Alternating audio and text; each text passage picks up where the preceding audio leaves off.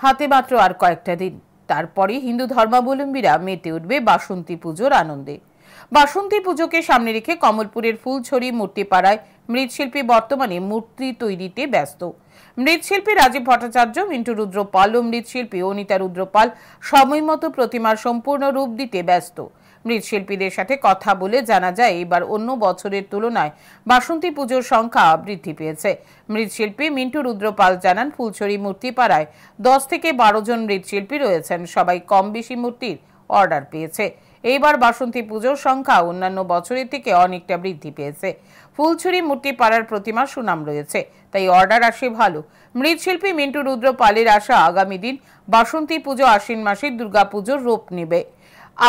আগের তুলনায় বর্তমানে প্রতিমার অর্ডারে নগদ টাকা পাওয়া যায়।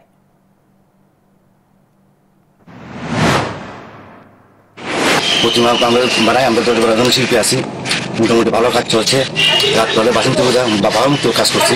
এবার অন্যান্য বছর থেকে অনেক পূজা বাড়ছে, যেটা আগে আমরা ভাবছি না এই পরিমাণ পূজা বাড়বো।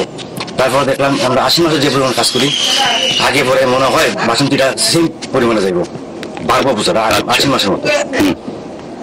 তবু চলছে মোটামুটি। আর বিশেষ করে আমরা যে কাজ করি, আমরা ফুলচিরি পাড়ার থেকে অধিকাংশ মূর্তি আমরা এই ফুলচিরির যারা আছি শিল্পী, তারা কাছ থেকে অধিকাংশ মূর্তি আমরা দেখে যাই। সবাই না ভালো, খারাপ না, চলছে।